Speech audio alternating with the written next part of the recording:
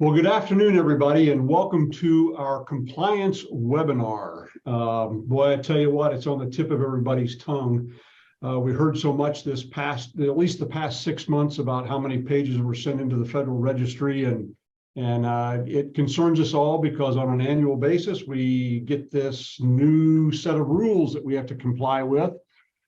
It's my pleasure, and you've heard him here many times before, but I'm going to reintroduce Mr. Chalen Jackson. In one of the many titles that Chalen has got, he sits on a Central Missouri NAHU board, but more importantly for our purposes, he's also part of a Medicare advisory group, which is a national organization. So Chalen is widely regarded throughout the integrity family as one of the experts, the go-tos. I use him a lot, one of the many gentlemen and ladies that I utilize inside the integrity system. So Chalen, without any further ado, I know we've got a lot of ground to cover. I'm going to turn this right over to you. We sure do. I really appreciate it, Steve. And yeah, it's always great to be involved in the industry. And, through working with NABIP, I've been able to provide direct feedback to CMS, to the government on a lot of these rules and regulations. We submit comment letters on everything that comes out. If you're not already involved in NABIP, go ahead and look for a local chapter near you.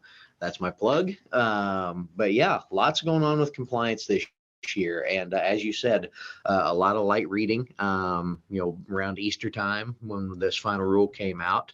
I've tried to kind of categorize it into three main categories of effects, but there are actually 22 separate line items that CMS proposed and then adopted 18 of them, some with modifications, some as they're originally written. Try to go through all of them today. As folks have questions, just a couple pieces of housekeeping. As you have questions, please do go ahead and toss them in that Q&A. We are going to wait until the end to answer most of them, just because there's a lot to cover, and I don't want to get bogged down with a couple questions and run out of time for anybody that has a strict hour to join us. I'm not going to try not to kick anybody out, try to answer as many questions as we can, but we'll roll into it pretty quick. So again, toss those questions in as you see them.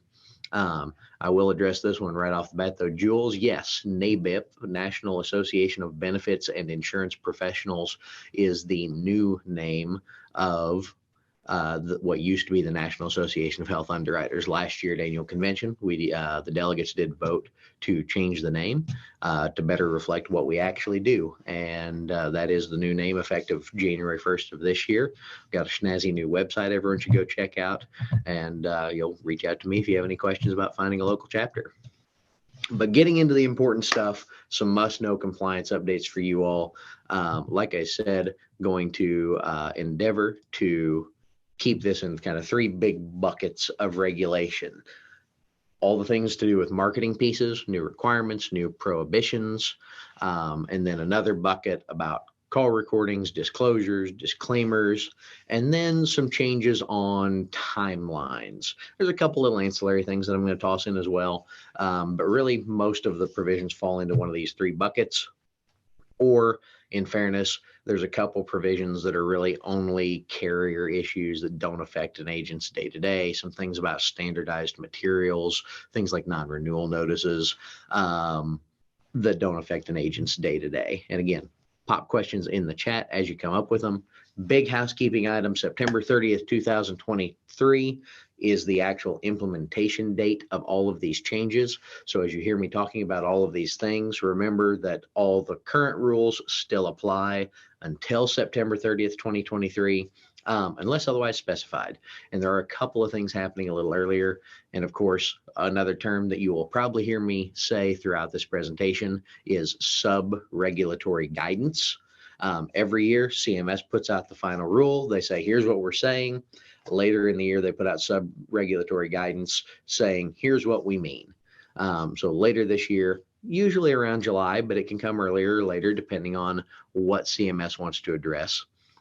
They will put out some additional guidance on some of these items just to give us a better idea of here's what we mean, here's what the standard we're going to measure things by is, and that'll help a lot of us with some of the unanswered questions that I will also go into. Big thing I want to start with, because there's so many changes related to this segment, is marketing pieces. And the overwhelming theme from CMS is you have to own it. Lots of things being done this year in marketing pieces, changing the way that they're submitted, changing what gets approved. But the biggest thing, and I want to remind folks of this, everything you send to your clients, everything that is out in the world that might get in front of a Medicare beneficiary, falls into one of two buckets. It is either communications or it is marketing. Now, marketing are those pieces that are designed to influence a beneficiary's decision-making process and encourage them to enroll into a plan or plans, or even encourage them to remain in their same plan. So retention-based marketing. And it also has to contain information about specific benefits, carrier names, or other certain specific details. So there's a lot of things that we do, like a business card, as long as it contains your contact info, maybe a picture of you and your agency name, that are generally not considered marketing pieces, but they are communications pieces. Communications do not have to be submitted to CMS for approval or to the carriers for review. Marketing pieces do. And some of the big changes this year are, and this is a win. I want to be very clear. There are some things in this final rule that are wins for independent agents, brokers everywhere. This is definitely one of them. This first line item: cannot advertise benefits in an area that they're not available. This is, let's call it what it is. This is a direct attack, so to speak, on these big national TV campaigns that are marketing $150 give backs or $10,000 in dental, even though those may only be available in 6 counties in Florida. So the idea is, if you're running an ad, you can only market benefits that are actually available in the ad that is running. What's the impact of this? Hopefully, it's going to make marketing a lot more difficult on a national scale. You're going to see a lot fewer national TV ads. Everything's going to have to shift to local market advertising, even television. And there are some common sense exceptions to this rule. So unless unavoidable is kind of the standard CMS has put forth. So for example, you're taking an ad out in your local hometown newspaper. You have no way to know that someone who grew up in your hometown moved to New York and now they subscribe by mail and it's not in their service area. That's a common sense, unavoidable, marketing of benefits not available. So there are some exceptions like that. Or for example, radio ads that may barely touch a service area, or if they stream over the internet in addition to being over the airwaves, you can't prevent someone from Alabama from tuning into your Colorado radio station over a live stream online. So there's still some common sense exceptions to that rule, but again, really trying to cut down what amounts to a kind of a bait and switch, where people are getting advertised benefits that are not actually available to them because there are no plans offering those benefits in their area. Another side of that same coin is not advertising savings compared to an uninsured individual, and really just not advertising any benefits that are not dependent on plan choice. We see this a lot in the D-SNP market. So advertising benefits that are actually related to getting your Part B premium paid by QMB, by the Qualified Medicare Beneficiary, or some other Medicare savings program. Things that are a requirement to even be eligible for that plan, not actually a benefit of being on that plan. So not advertising that, not advertising things like, we'll even see, $5,000 to $7,000 in savings on your prescription drugs. Well, that's actually a comparison compared to someone who does not have a Part D plan. So you're comparing it to an uninsured individual. Having any plan will on average save someone that $5,000 to $7,000, not actually dependent on specific plan choice. A couple other quick things on that. No use of superlatives unless substantiated by data. We've had a prohibition on superlatives for a long time, things like best plan, things like that. But what CMS is really taking a jab at here are some carriers and even some agents that are creating marketing materials with things like largest network, biggest plan, talking about things like enrollment numbers and network size and things like that.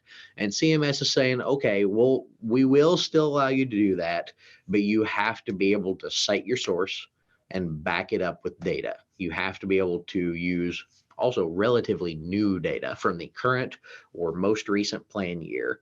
If you're going to say we have the largest network, it has to be data that is from current or most recent plan year. If you're going to say we are the top enrolled plan in XYZ county, you're going to have data to back that up from CMS enrollment data. It's going to really, again, just cut down on those superlatives, make sure that we're only hearing the truth from these carriers. And to that end, like I said, the CMS theme this year is you've got to own it. Carrier names and pre-approvals. CMS is requiring now, if you are going to mention benefits in any manner, they do need to be very specific, and you need to specifically mention which carrier is offering those benefits. So no more saying in general plans are available that offer dental, vision, and hearing benefits. You're going to have to say they offer this much in dental, vision, and hearing benefits, and you're going to have to list what carriers are offering it. And again, the big theme here is move more things out of that communications bucket that did not have to get approved and move it into that marketing bucket that goes through the CMS approval process. Adding those carrier names, saying, hey, here's the carrier or carriers that are offering these types of benefits. The idea here is CMS does not ever want a carrier to be able to say, hey, we didn't know they were using that piece. It wasn't, our name wasn't on it. There's no way we could have known. Now you're going to have that carrier name on there. It's going to have to go to the carrier for approval before it ever gets to CMS. They're trying to clean up this process of submitting marketing materials a little bit. They say, listen, if you're creating a marketing piece, as an agent, as a TPMO, send that marketing piece up through your carrier channels, send it to your upline. They can help you with that. Send it to the carriers first. Let them fight it out. If you're sending it to 4 carriers, because that's who you represent, let them fight out the changes they want and things like that before it ever goes into the CMS system. CMS wants clean copy. All they want once it gets to the CMS system is for carriers to say, yep, we're signing on to that. And for anyone who's not familiar with that approval process, once something goes into HPMS, the Health Plan Management System, if it is something that CMS has to review, they will review it in the time frame allotted. And then carriers have to either opt in or opt out of that marketing piece. They opt in, they're saying, yep, we're good with this. We're okay with our plans being represented by this marketing piece. Or they can opt out and say, nope, we don't want our plans marketed using this piece. Previously, they would say, well, maybe if you change this, this, and this, maybe we would approve it. So then we would have to hop out and change it and all of those things. Like I said, CMS is trying to get ahead of that. They want clean copy, all the carriers to agree, everyone to play nice before it ever gets into that health plan management system. Last thing on this list regarding marketing materials, disclaimer sizes and displays. Lots of talk recently about various disclaimers, the one that we've come to know and love this past year, and I've got some more news on that in the near future. But disclaimers on print pieces, they did finally codify and clarify 12-point font on print pieces. If it's marketing material and needs disclaimers, they must be in 12-point font. The big changes are coming to online and other media marketing. So television, YouTube ads, Facebook ads, radio, things like that. No more chipmunking through the disclaimers on TV ads. The new standard is that if you're going to display the disclaimer on the screen, it must be displayed for the entire ad, not just flashed at the beginning and the end. And also, the font size has to be the same font size as the phone number you're telling people to call, the website you're telling people to go to. So really trying to get that disclaimer right out in front. And same thing with radio or any other audio result of doing this disclaimer. It has to be read at the same speed and cadence as that phone number, email, website, so they can't chipmunk through those disclaimers and make it to where people really can't understand them. Moving into some more specifics about disclosures and disclaimers, call recordings, we got a couple really good clarifications. There had been some sub-regulatory guidance, some speculations, some complaints, of course, from agents and TPMOs. Again, all of this starting September 30th. Until then, business as usual, but only sales and enrollment calls will need to be recorded and retained. So you don't have to record your service calls. You don't have to record helping clients order ID cards. You don't have to record setting appointments, just those sales and enrollment calls. The one other exception to this, of course, would be if you're doing like a voice scope of appointment, recording is part of collecting that. But that's all that needs to be recorded and retained. So if you're presenting specific plan benefits or completing an enrollment, record them, retain them for 10 years. If you're on Zoom, Ring Central, some kind of virtual meeting like this with a client, if it's a sales or enrollment call, you do still have to record and retain that, but only the audio. You don't actually have to keep the video portion.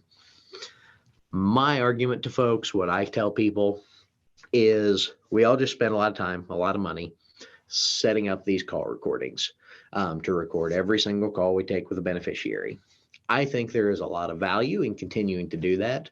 I think I talk to agents every day that say, hey, I'm actually pretty glad I'm recording this now. I was talking to a carrier rep and they gave me an answer. And then, I went to fix the problem and someone said, no, that's not how it works. I was able to back it up with that phone call, get the result we were looking for. Or I had a client call in and say, hey, you screwed up. You didn't do this right. We had the call recording. They told us the wrong dose on their med. They didn't tell us the doctor that they were seeing that they're complaining about. It's a great way to just help you back up everything you're saying and doing and make sure that you are prepared for any of those eventualities. The other thing is, while it's not necessarily a requirement to record someone calling in requesting an appointment, if you get a lot of referrals, if you get a lot of just kind of random call-ins, recording that initial call, which again, recording all calls in that case, because you don't know when someone's going to randomly call in, but recording those initial calls with someone saying, hey, I was referred by so-and-so, I want to talk to you, that's your proof of lead. We'll talk about it later, but as carriers begin maybe auditing some of these things, one of the key things that gets asked for in an audit is how did you find this person? Show me the lead, show me the permission to contact.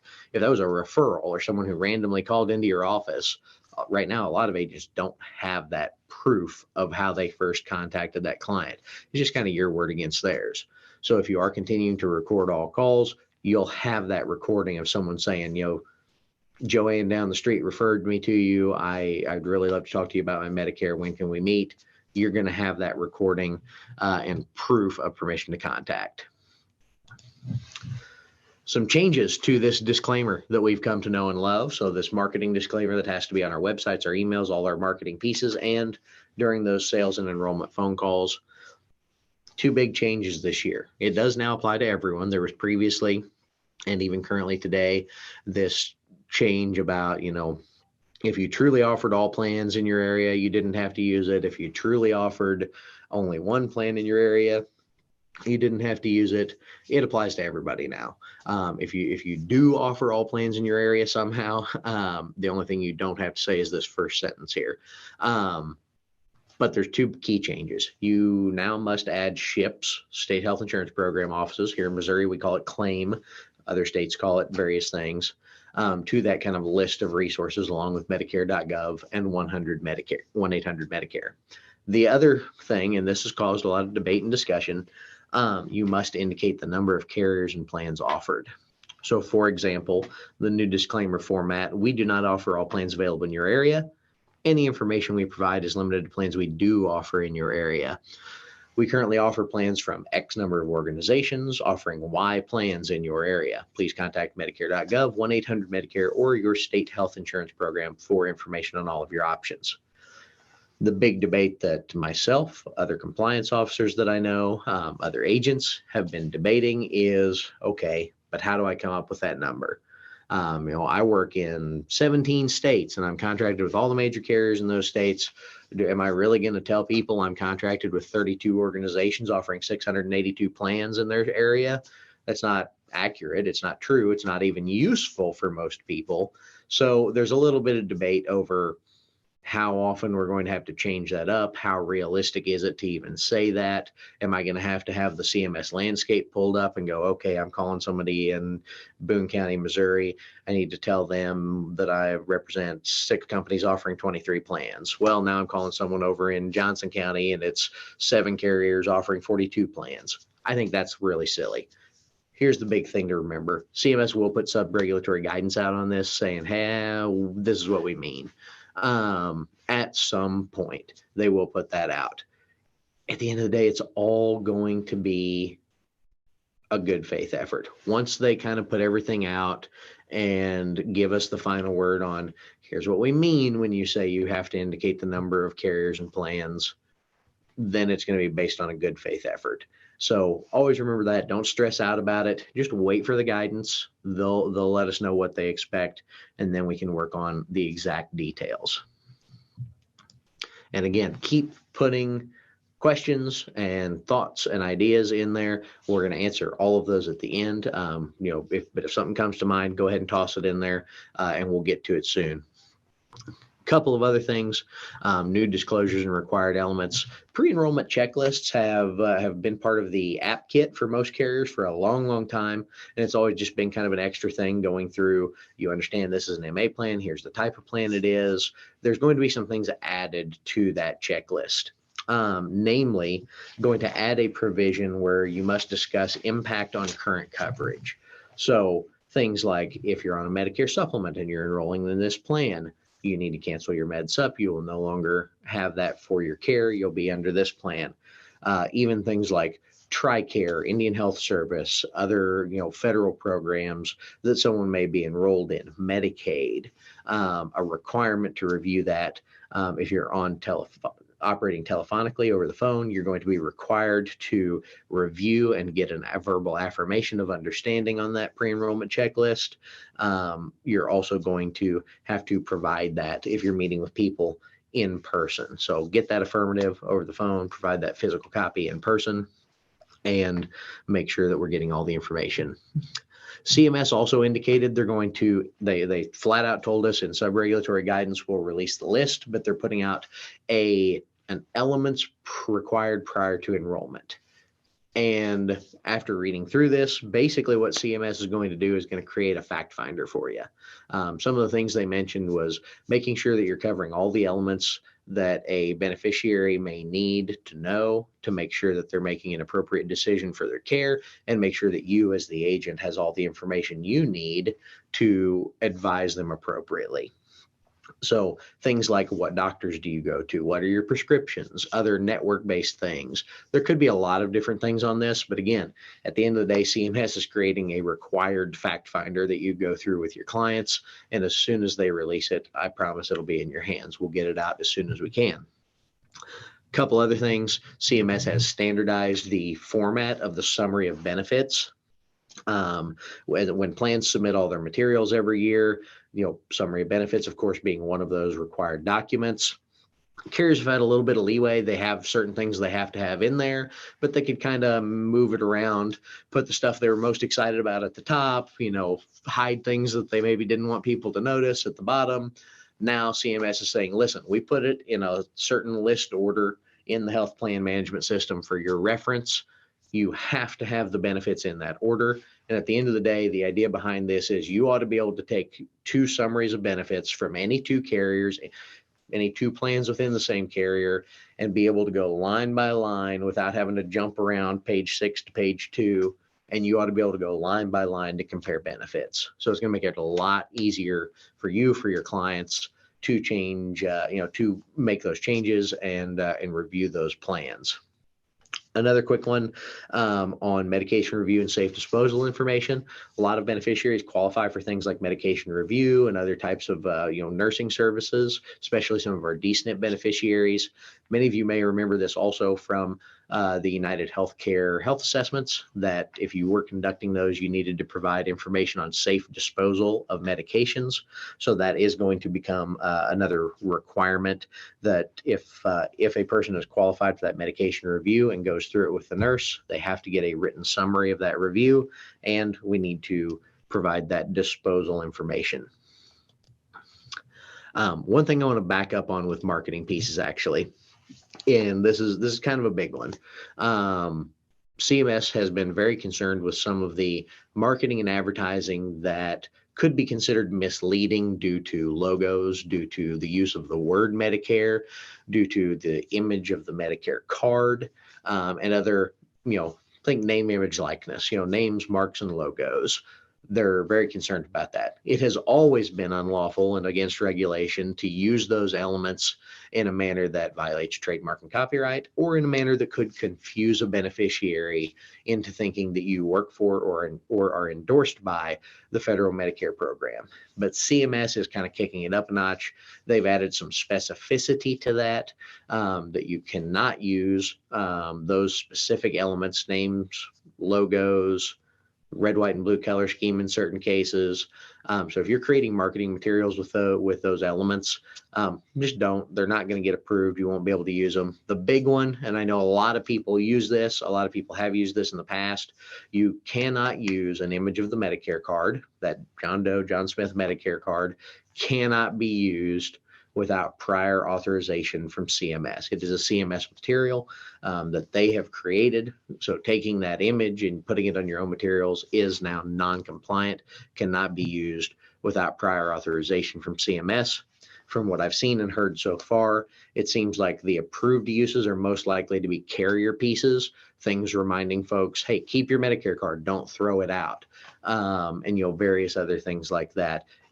I suspect it's going to be exceptionally difficult to get agent-generated marketing pieces that involve that Medicare card image approved. So if you have any of those pieces, and this applies for everything, even if you think it's communications, even if you think it does not need to be submitted to CMS, send it in, get it reviewed by your upline, and they can say, hey, maybe we can change this and make it communications so it doesn't need to be submitted to CMS.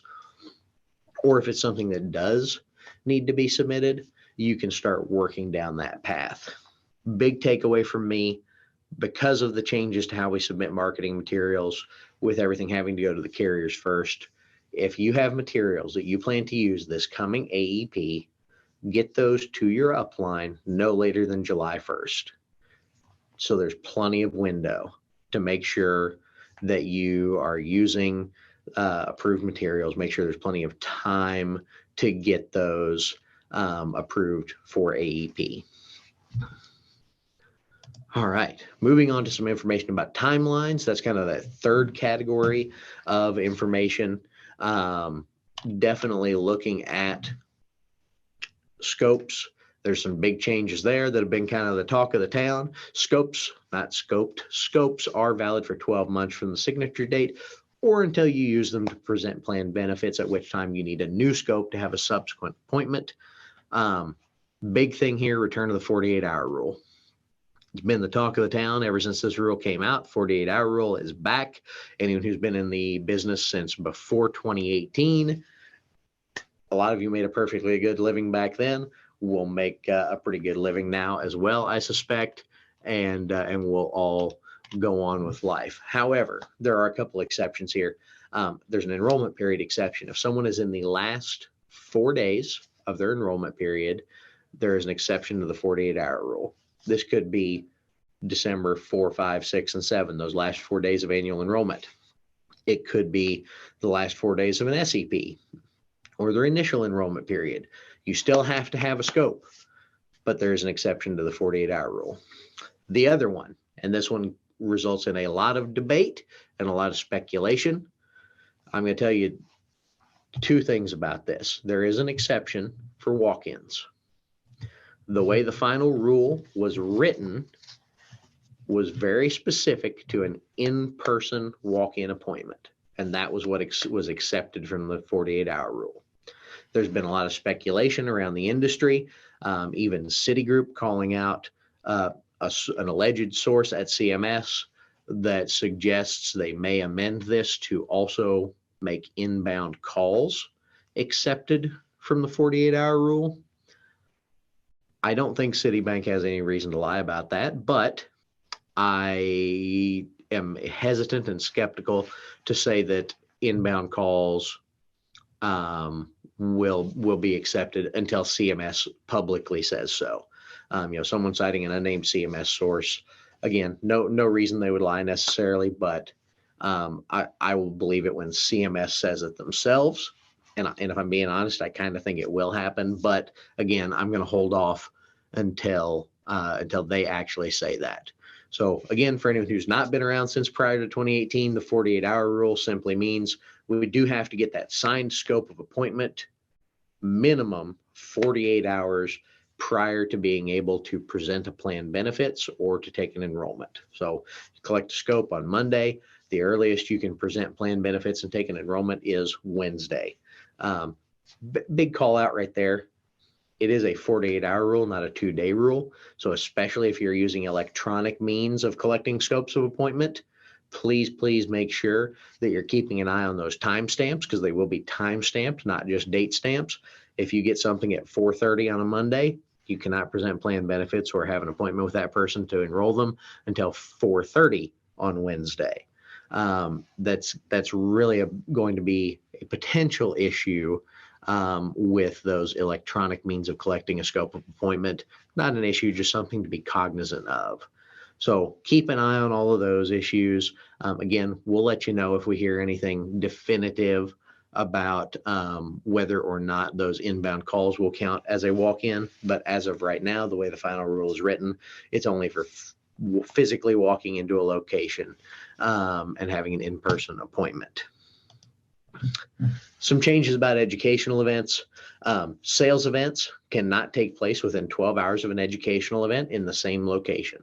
No more educational dinner seminars followed up immediately with dessert and a sales presentation. Not even educational event in the morning, sales event in the afternoon. Cannot have a sales event and educational event in the same location within 12 hours. The other big changes for educational events: you cannot set future individual appointments or collect scopes of appointment at an educational event. You can, however, provide business reply cards or permission to contact forms on request to prospective clients, at which time you could call them the next day, whenever, and set up an appointment, collect a scope at that time. And again, keep tossing in those questions. We've got just a couple other things. Couple other things that didn't really fit in the category but are very important. Plans are now going to have to provide an annual opt-out for plan business. What this means is every year in writing, carriers are going to have to send something out to every beneficiary saying, if you don't want us to call about other products we offer, sign this form, turn it back in, send us an email, whatever the mechanism is. CMS has provided them a lot of leeway in how they provide that, whether it's part of the app kit, whether it's part of the welcome packet, the ANOC, a separate letter altogether. They've provided them some leeway with how and when that's provided, but it must be in writing and on an annual basis. The other big one is with business reply cards, lead cards. CMS has clarified that even if you have a valid lead card for a client, it is still considered unsolicited contact to knock on their door to talk about Medicare Advantage or Part D. Even if you have an MAPD lead card, you cannot go knock on that person's door unless you have a prior agreed upon appointment. Even if they have filled out a permission to contact to say, hey, send me an email, give me a call, whatever the case may be, it does not constitute permission to knock on that client's door, that prospect's door. Only approach a residence with a prior agreed upon appointment. Wanted to add some closing thoughts just kind of on the future of compliance as we go into AEP and what it'll look like over the next year or so until the next final rule comes out. A little bit of an outlook on what oversight is going to look like.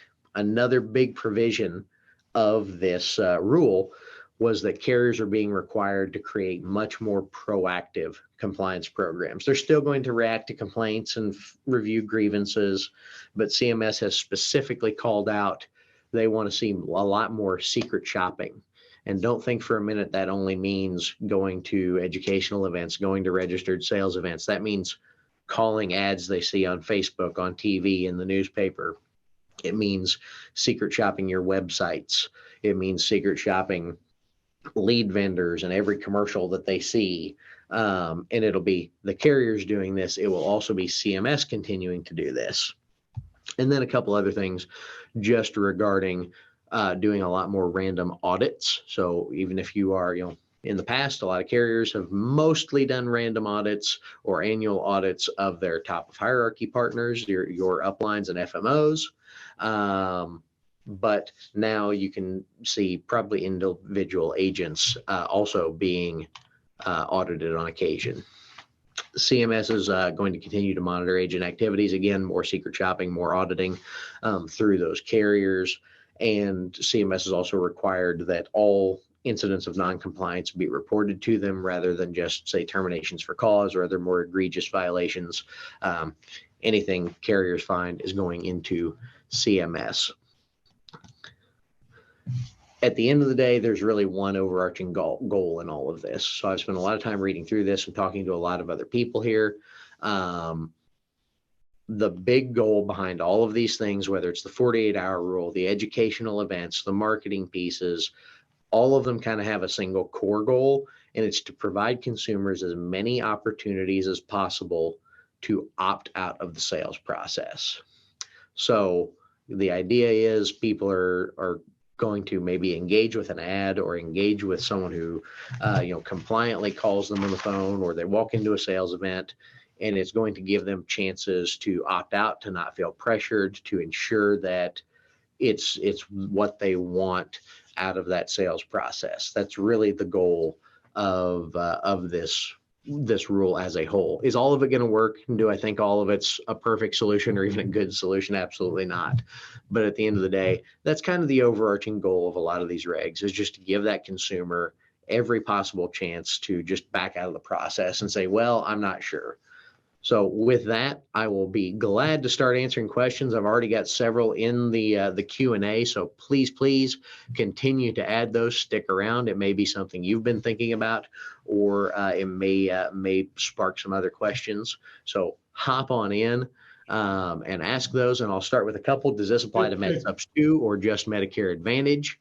I think I hear Steve. Yeah, Chalen, I was just going to say thank you. You're a wealth of knowledge. I think everybody in this webinar is going to agree with me. You can easily see why we invite Chalen. He is a fount of knowledge. A lot of times when I'm talking compliance, it's one of the things, the overarching ideas that I get is CMS, besides looking for the ability to opt out of that sales process, they're really looking for a lot of transparency as well.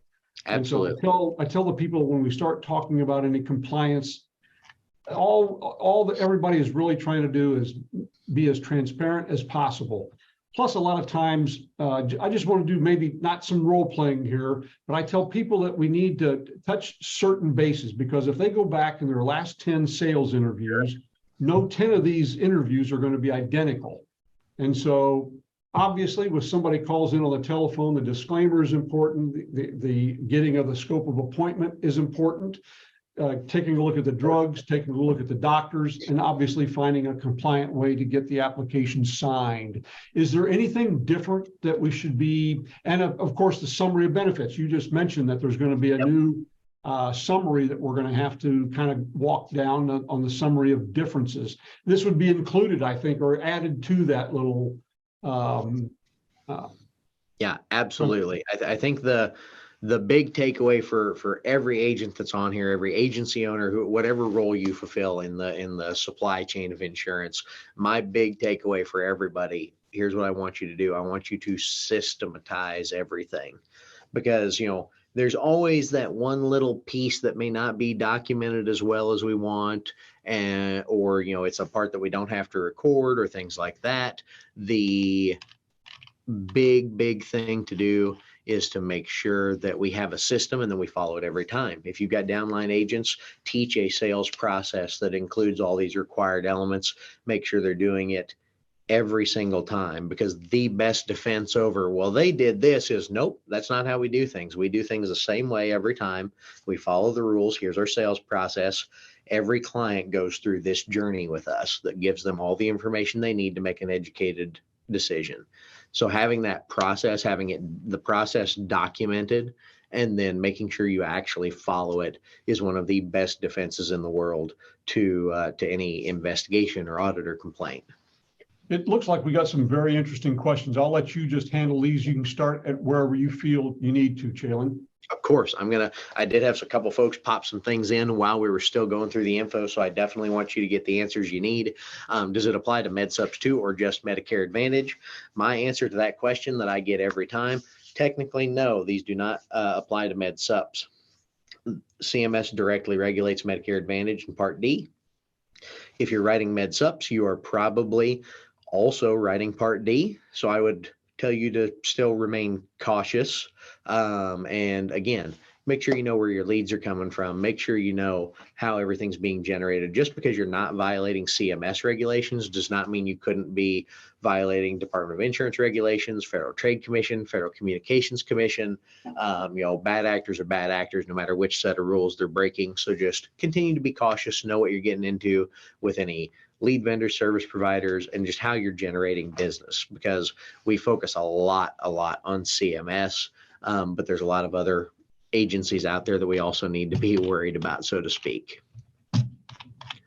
So another one, updated verbal disclaimer is only required on sales enrollment calls, for example, necessary to be recited on the call to set appointments. CMS may address this more specifically, but it's always been a part of the that chain of enrollment process is what they have defined it as, and with the requirement only to record and retain those sales and enrollment calls, and for that to be on marketing pieces, that's where it's going to be necessary. I know a lot of folks have added it to their like pre-recorded messaging on their phone line and things like that. If you are going down that path, just make sure that pre-recorded messaging is part of that final call recording. So if you're ever required to submit a call recording, that disclaimer is going to be on there. A lot of my agents find it easier to just read that disclaimer. Takes about 15 seconds. Not a big deal. But again, just do what you're comfortable with. What about having the Medicare ID card in an educational presentation? Michelle, this one is actually a really interesting use case because the Medicare ID card is a little more complicated than just CMS regulation. The way I suspect CMS is going about this has less to do with Medicare regulation, and if they ever came after someone, I suspect they would come after them under copyright or trademark infringement. So even in an educational piece, I would not use the Medicare ID card. Again, all uses must be approved prior to use. So it doesn't matter what you're using it for. Can't use that Medicare ID card without prior authorization from CMS. Again, it is a piece that they created. They do have the trademark copyright on that image. So don't use it without prior approval. Do newsletters need to be approved with general information? This is a question I get all the time. And my answer is always the same. Maybe. Send it into your upline. Get a review done. I'm sure every newsletter that you create is not exactly the same. You're not saying the same information every time. General info is a really misleading concept because there's some general info that could be considered marketing material that would require it to be submitted. Even so, again, back to what I said, earlier in the presentation, even if you don't think it needs to be submitted to CMS, the starting place is always going to be with your upline. So reach out to your direct upline. If you're a solo agent and you're direct to the carrier, send it to the carrier, of course. But if you have an upline, a GA, New Horizons, start with your upline and work up from there. They'll be happy to review it with you and go over, is it not marketing? What can we change to maybe make it not marketing so it doesn't need submitted? Or again, to go through there. What is defined as a walk-in? Only unscheduled people who walk in the door to meet. I went into that just a little bit. Right now, today, based on the way the final rule is written, that is exactly what it is. Someone who is totally unscheduled and just walks in the door to meet with you in person. That is a walk-in. Again, speculation that CMS may change that going forward, but right now, today, that is exactly what a walk-in is. Looks like another one about using the Medicare card in educational. I think I addressed that one pretty well already. Is there a certain color that the disclosure must be printed in? Jennifer, I believe you were referring to that opt-out for plan business. It is not a CMS piece. CMS often uses colored envelopes or paper for certain types of disclosures. There is no requirement for this. Again, CMS is just saying, here's what you have to tell people, and that it has to be in writing. They're giving carriers a lot of discretion on exactly how and where it's delivered, other than just in writing.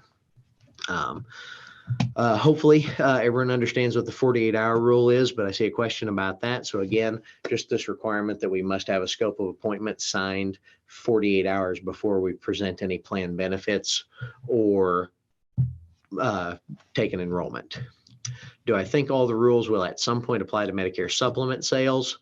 Depends on how you define all the rules. Do I think Medicare supplement is probably a little overdue for some regulation? I think we've been getting away with a lot for a long time, and that eventually, they may make some changes. But right now, nothing going on specifically. How will these changes affect TV ads? I think I mentioned this early on. My big takeaway from this is, since we can only market benefits in areas that are available, I think we're going to see a huge push to local market TV. So rather than buying, I don't know, some of you have probably bought TV ads before, but if you've never bought TV ads before, every TV station that's network TV, your ABCs, NBCs, so on and so forth, they have kind of two blocks of advertising. There's a percentage of ad space that is always sold at the national level by the network. And then there's a chunk that the local market affiliate gets to sell to maybe local businesses or for local marketing. So like here in Columbia, Missouri, we've got ABC 17.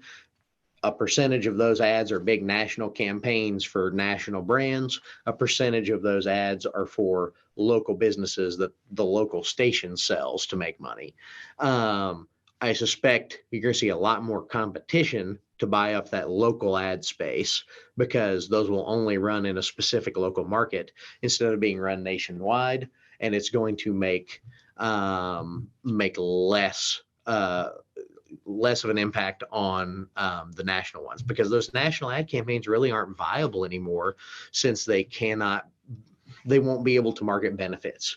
You're, in theory at least, and I'm not saying someone won't try to slip through something, but in theory, after September 30th, you will no longer be able to see nationally advertised television ads talking about huge givebacks or dental benefits or things like that. They're going to have to be either communications materials, which is really hard to do in a TV ad and actually get some value out of it, or they're going to have to be local market specific. So to answer, I see a follow-up, really looking to see on the national scale any changes for them. Yeah, the changes are they won't exist unless they significantly change the content of them.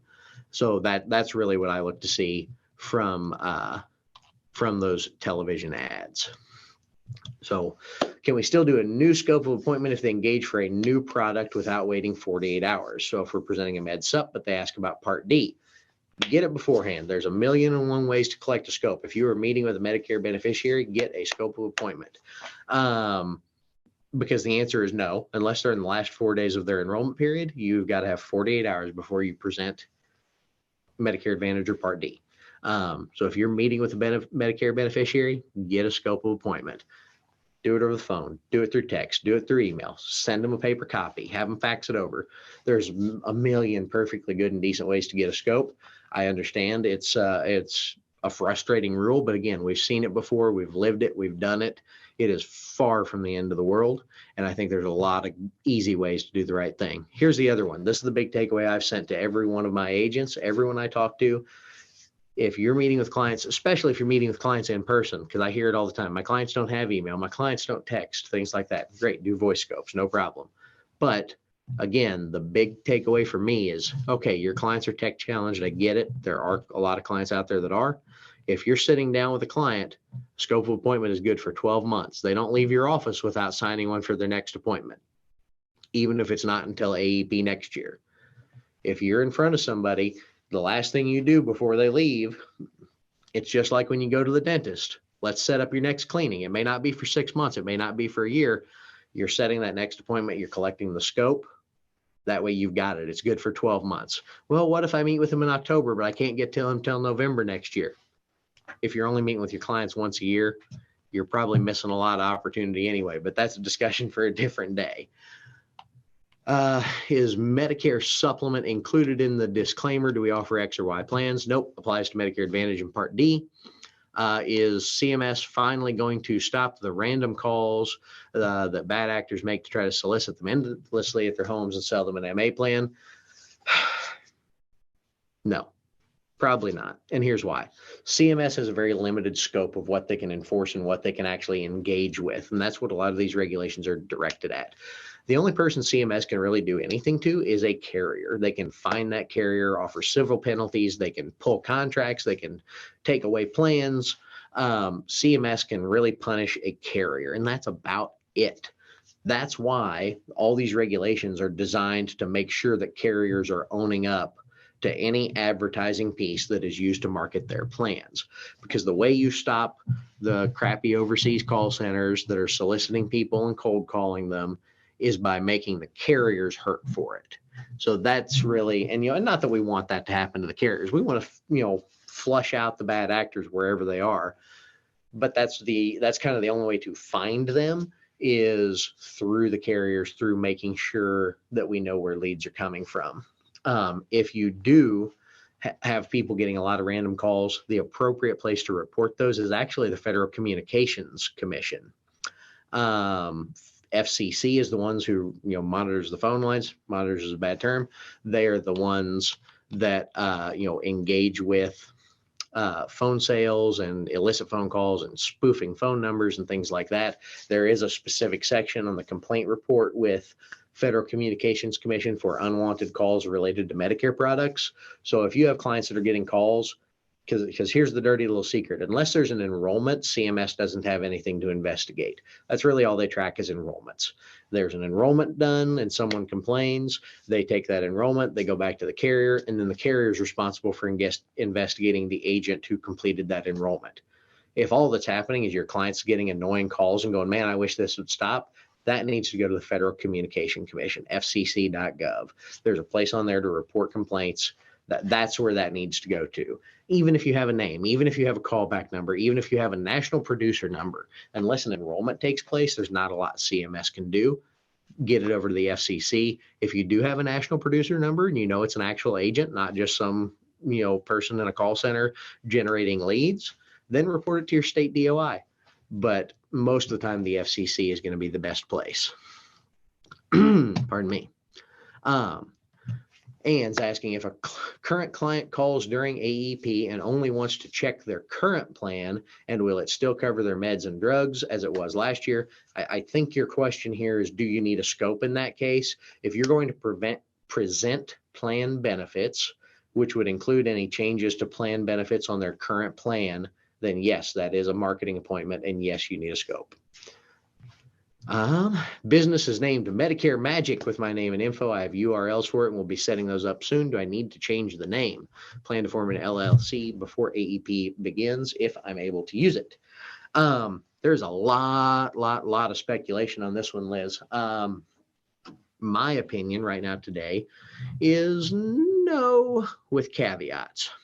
I would advise against it.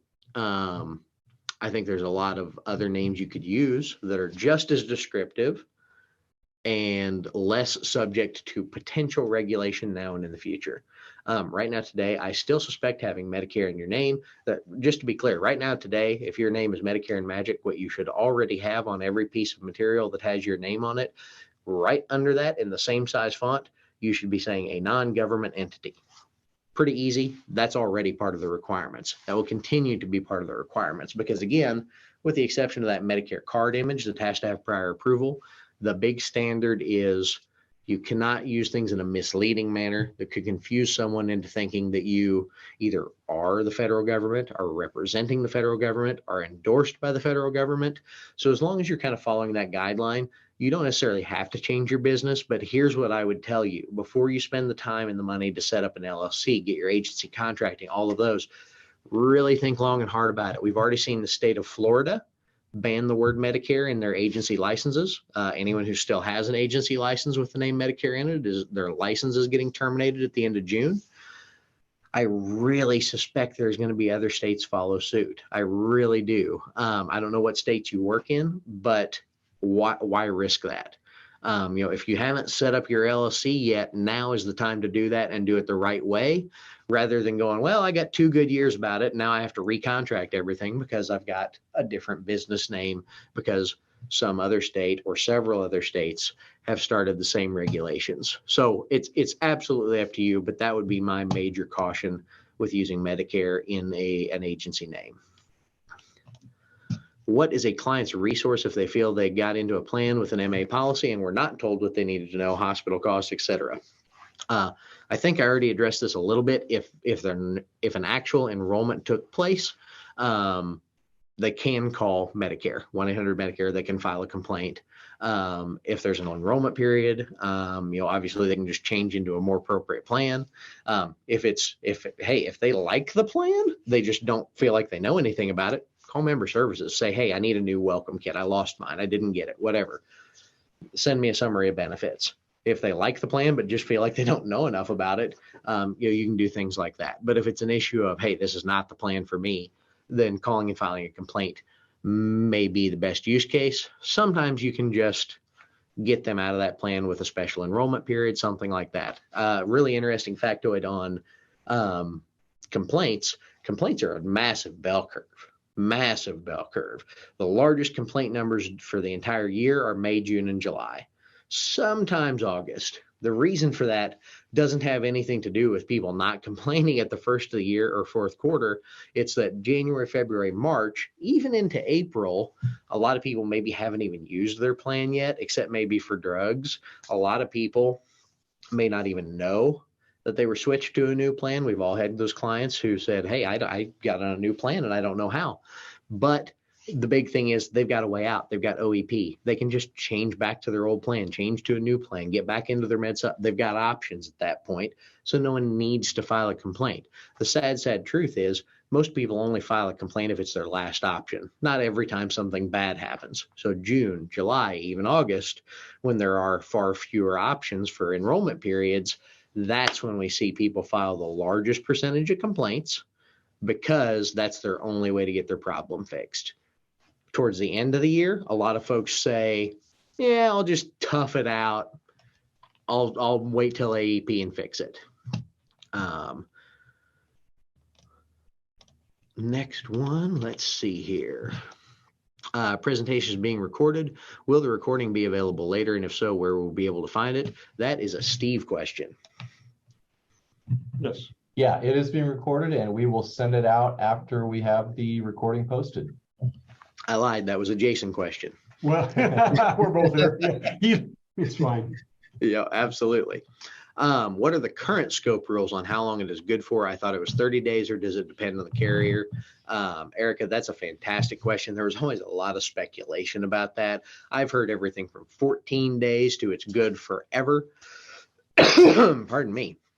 Based on what CMS cited in their current ruling saying, hey, we want to limit it to 12 months, CMS's actual viewpoint was it was good until you used it to present plan benefits. So if you collected a scope 3 years ago from someone and never actually met with them, technically it was still good. I think that's a bad use case and probably not worth anybody's time. But that was one of the big things that CMS cited. They specifically cited 24 months as like, hey, that's unreasonable. Why are people still using a scope after 24 months? They didn't say, hey, that's non-compliant. They just said, we think that's unreasonable, so we're changing the rule to 12 months. So right now, today, it's good till you use it. Good until you use it for an appointment.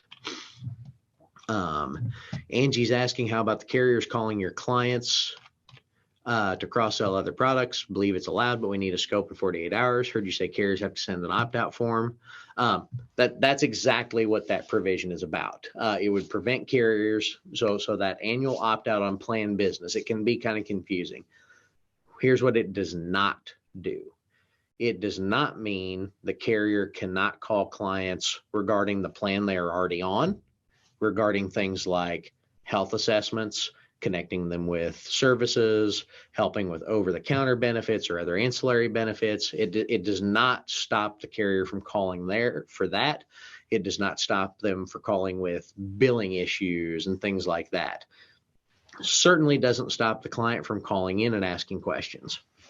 But yes, specifically what it does prevent is that carrier calling those clients to talk about other products they offer. So do I suggest agents find that and have their clients sign it? Totally up to you. I've already had quite a few agents ask, okay, when are they going to get it? How are they going to get it? What format? Listen, when I know, you'll know. I'm definitely working on putting that to get information together as soon as I find out, because I know that will be a big thing that some agents would like to do. So yeah, absolutely up to you. I think there is validity to that strategy. Even if you retain agent of record, most carriers have AOR protection clauses in their contracts now. But you put folks on a plan for a reason, because you felt it best met their needs. The carrier may or may not know that. There may or may not have been changes in that person's circumstances. Doesn't mean it's always a bad thing, but it doesn't mean it's always a good thing either. Richard is asking about a hospital in their area that's associated with an MAPD. Yep. Hospital and provider-owned plans are getting really, really common. Tons of little plans popped up all over the country. During OEP, they had agents in their lobbies set up with tables to convert to their plan. Is this considered a walk-up, or will a scope be required in the future? Richard, since physical location and someone's physically walking up to that booth to talk to them, it would be considered a walk-up, just like any pharmacy booth back in the day would have been considered a walk-up. Get back up here. Lisa's asking for clarification. I'm saying get a scope of appointment for every meeting, even for med sups. I'm saying, yeah, absolutely. If you're going to talk to someone about a med sup, like I certainly hope, Lisa, you're also talking about PDPs. Absolutely get that scope. Even if you don't need to talk about a PDP today, even better. Get that scope and you're good to go for annual enrollment. If you're meeting with a client, get a scope for that next appointment. Can you use your own DocuSign or Google Forms to create and get scopes? Example, put a link to a Google form on your website. No, in general, you cannot do that. DocuSign, you can maybe get away with some carriers. Several carriers have specifically said they will not accept that as a valid scope. Something else we haven't really talked about. I have no confirmation of this whatsoever, but based on the way the oversight program is looking, it would not necessarily surprise me if carriers start requiring us to send scopes in with applications again. Most carriers have gotten away with that. You just store them for 10 years. We'll call you if we need them. I would not be surprised if we have to start sending those in with the app like we used to back in the day. But again, several carriers have said absolutely not to DocuSign. Google Forms, it has always been a no, just because that's not actually completing a scope. You have to realize, even though it's a communications material, a scope of appointment is a formalized CMS document that has to be used in an approved form. So you definitely need to use an approved method of getting a scope. If you're doing voice scopes, it has to be an approved scope script. If you're doing text or email or whatever scopes, it's going to have to be an approved method of collecting that scope. So unfortunately, Google Forms will not work. I know there are a couple carriers that have accepted DocuSign scopes in the past, but several carriers do not, given that when you sign a scope, you don't often know what kind of plan you're putting someone in. Just always use an approved form. All right, we're wrapping up. We've got one question left. This is last call for questions. Pop any more in there, but I'm going to take care of Ann real quick. Last couple calls I make to Medicare with a client on a three-way call. Medicare is not only asking my name, but also the name of the company I work for, meaning the name of my company, not the insurance carrier, sort of indicating they're serious on not using the word Medicare in my company name. I don't know that I would take it that way. I think it has a lot more to do with CMS. One of the biggest complaints from the agent community, myself included, and many other people, has been, we want data. We want to see, what percentage of calls are from call center, or what percentage of complaints are from, say, call centers versus field agents. What percentage of, we just want the data. And I think one of those data points that CMS is probably trying to collect is, okay, if you're gonna, if people are filing complaints, how many of them are just people calling in because they need to complain? and how many of them are agent directed complaints is what I would say, where you're saying, hey, we need to complain about this, that, so I think it's a lot of it has more to do with data collection. However, yeah, don't think for a minute they won't catch you if they can on something, if again, obviously I don't think you're doing anything unscrupulous, and I'm sure you're doing everything exactly right. But again, any chance to kind of catch people on certain things, I think CMS would take it. That's probably a lot more why they're researching that, is just so they can see where calls are coming from, how they're being generated, in terms of calls to Medicare for those complaints. I wouldn't stress over it. But again, my big takeaway is do the right thing, have a system. I still think you should record every call just because it's a great way to protect yourself. But absolutely, if you, I'm sure, I know Jason already mentioned we're going to send out recordings, have it posted somewhere. If you got any additional questions going forward, absolutely reach out to the team at New Horizons. They're more than happy to answer them. And we'll make sure you all are ready for AEP. If I have any updates, I'll be happy to share them in the future. But Steve, any last thoughts, words, comments? Chalen, once again, I think you've just proven what I've known. The integrity partners across the country are spectacular. Just a word out there to webinar land, we're going to be trying to get our friends at Deft Research. They do a tremendous amount of work with the Medicare beneficiaries, with their switching reasons and trends and whatnot. It always helps out to know exactly what some of these trends are and how it helps people do the marketing. But again, we're here to make the experience of being that Medicare broker a lot better and as easy as we can possibly make it. Chalen, spectacular as usual. I think you knocked it out of the park. My thanks to everybody out there in the webinar. And if we don't have Chalen on before this time next year, I'll be talking to him on a very regular basis. I say thank you once again, my friend. Hey, Steve, glad to be here. Thank you so much to everyone who hopped on. Really appreciated the attendance and the questions. Always great to not just sit here and wonder if anyone's listening. So I know you all were. But again, any questions in the future, just reach out to Steve and your team at New Horizons, and they'll take care of you, I'm sure. Thanks, Chalen. Thank you very much, everybody. Have a great rest of your Thursday.